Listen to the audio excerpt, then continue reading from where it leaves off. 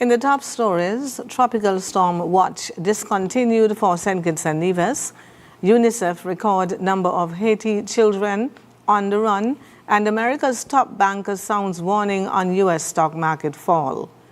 Welcome to the ZIZ Midday newscast. Today is Friday, 10th October. I am Jasmine Thomas, and we do apologize for the late start in this newscast.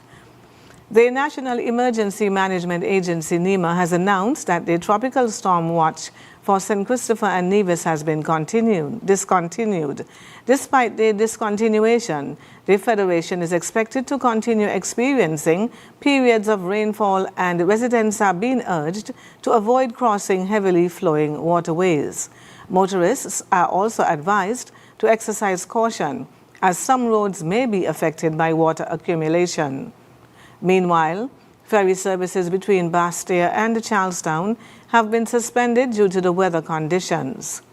Travelers are asked to monitor official updates for information on when normal operations will resume. Schools across the Federation remain open today, as do government offices. NEMA and the St. Kitts Nevis Met Office continue to monitor the situation and will provide further updates if necessary. Kittitian Superstar 2025 officially kicked off last night, October 9, with electrifying performances by 4 hopefuls competing for the coveted title. Braving threats of unfavorable weather conditions, Group 1, which includes Melissa Bell, Vinette Richardson, Iquanja Bradley, and Nikita Sage, took the stage at ZIZ Studios to wow the judges with hopes of moving on to the next round.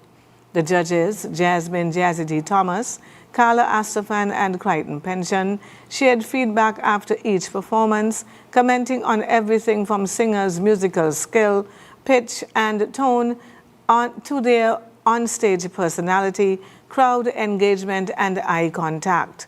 These judges will remain for the duration of the competition and will ultimately determine who will be the next Kittitian Superstar.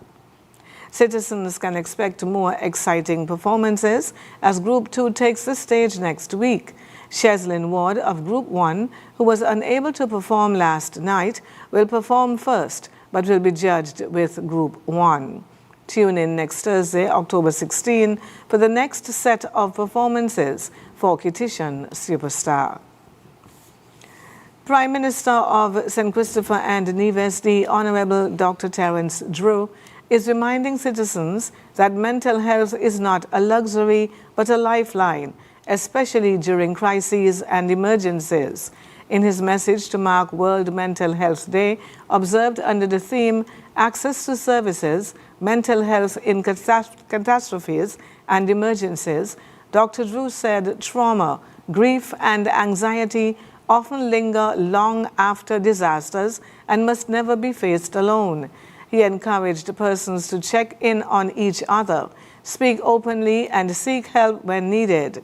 The Prime Minister noted that the government continues to expand access to mental health services, strengthen partnerships, and integrate mental wellness into emergency response and public health initiatives.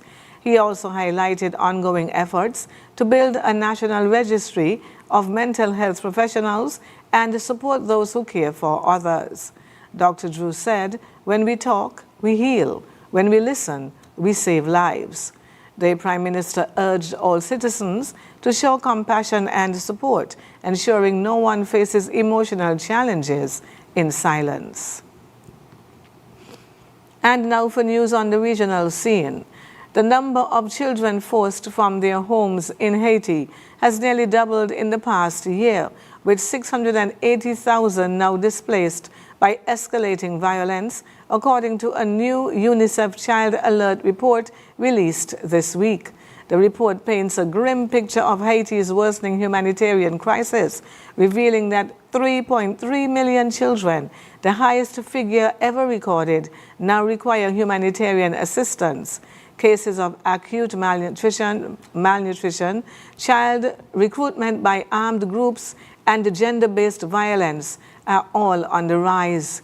Children in Haiti are being displaced at a distressing pace and scale, said Catherine Russell, UNICEF's executive director.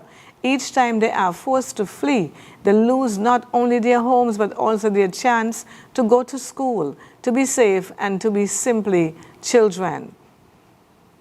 Haiti's overlapping crises, from deadly earthquakes and political instability to economic collapse, have deepened into what UNICEF calls one of the world's most complex humanitarian emergencies. Armed gangs now control more than 85% of Port-au-Prince, as well as key roads, cutting off families from food, health care, and other essentials. More than 2.7 million people, including 1.6 million women and children, are believed to be living under gang control. The number of displacement sites has surged to 246 across the country in just the first half of this year, a figure the report describes as unprecedented. On the international scene, there is a higher risk of a serious fall in U.S. stocks than is currently being reflected in the market, the head of JP Morgan has told the BBC. Jamie Dimon, who leads America's largest bank, said he was far more worried than others about a serious market correction, which he said could come in the next 6 months to 2 years. In a rare and wide-ranging interview, the bank boss also said that the U.S. had become a less reliable partner on the world stage. He cautioned he was still a little worried about inflation in the U.S., but insisted he thought the Federal Reserve would remain independent, despite repeated attacks by the Trump administration on its chair, Jerome Powell. Jamie Dimon was in Bournemouth, where he was announcing an investment of about £350 million in JP Morgan's campus there, as well as a $3.5 million philanthropic investment in local nonprofits. Chancellor Rachel Reeves said the investment was fantastic news for the local economy and people who live in Dorset.